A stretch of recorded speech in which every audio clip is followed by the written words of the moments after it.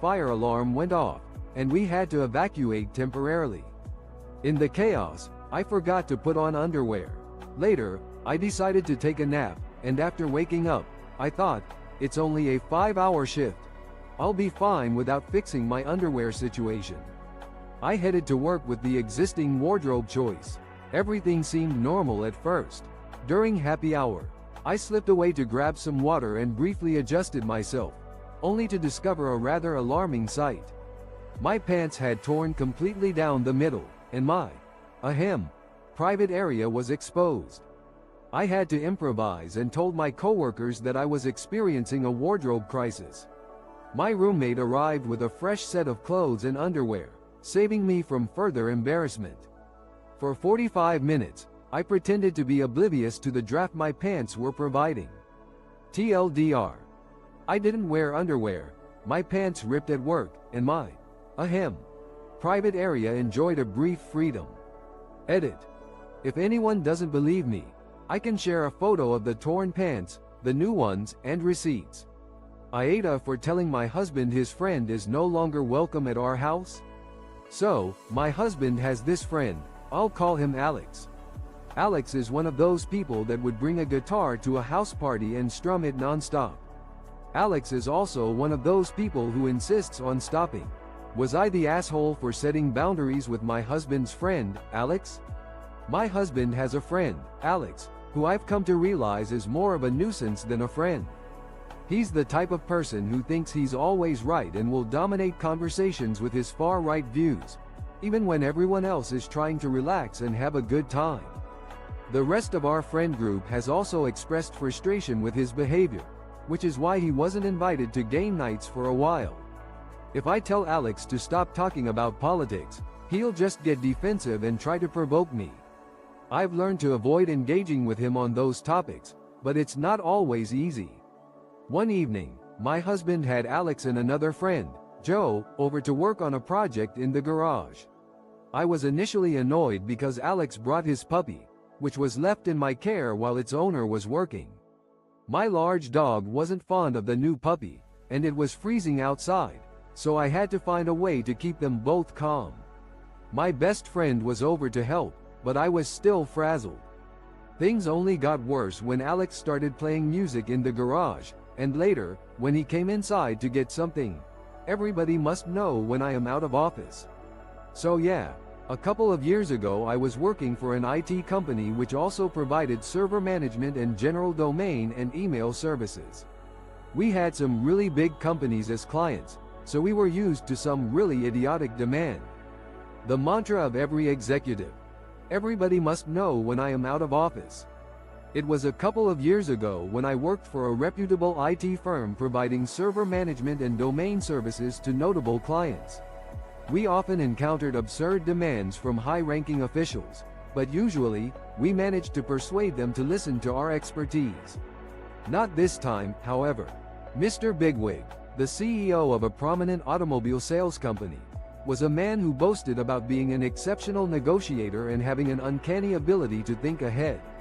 Unfortunately, his exceptionalism was accompanied by an appalling attitude towards his employees. And X200B.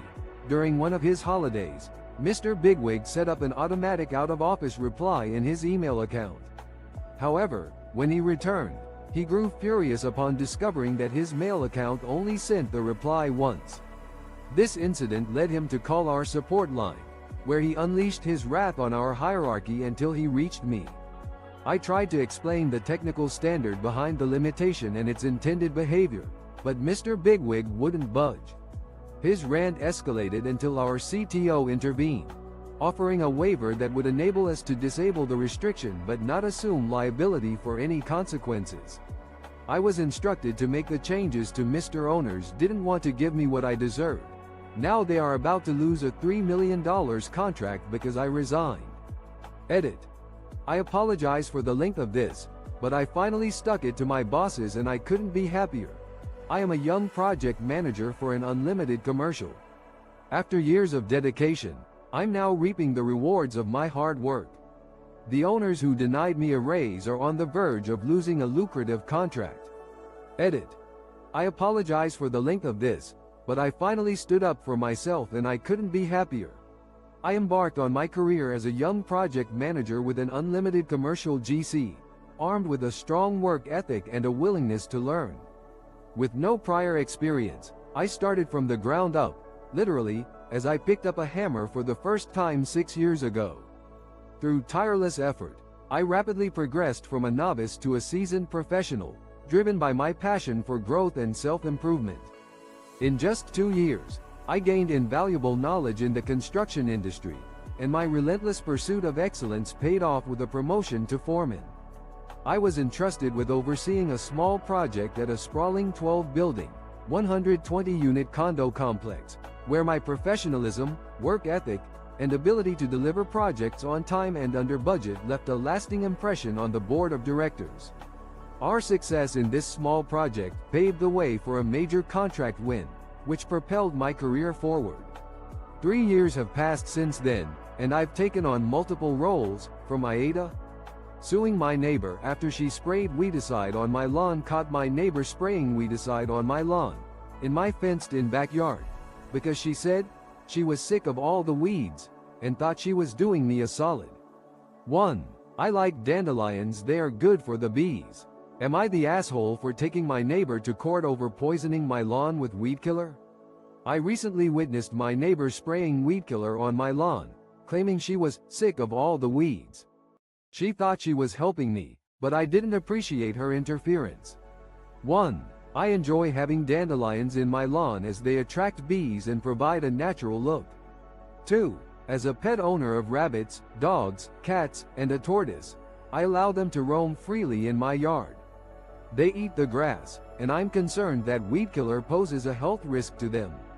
After she sprayed the weed killer, I immediately took my pets inside. Unfortunately, 2 of my rabbits died, and another is in critical condition. I'll never be able to let my pets outside again to graze on the grass due to the potential long-term effects of weed killer. I'm worried that the dogs and cats might also experience adverse reactions. I'm planning to sue her for damage to my property, veterinary bills, and emotional distress resulting from the loss of my rabbits. I'm also pursuing a case with the authorities for animal abuse or at least criminal damage. She's a Karen, and I believe she deserves the consequences of her actions. AITA for not inviting the neighborhood snitch or the WA board to our neighborhood barbecue. There's around 10 houses in my neighborhood of 120 that are not in the WA, mine included. We, or previous owners, were smart enough to not join the WA. As a result,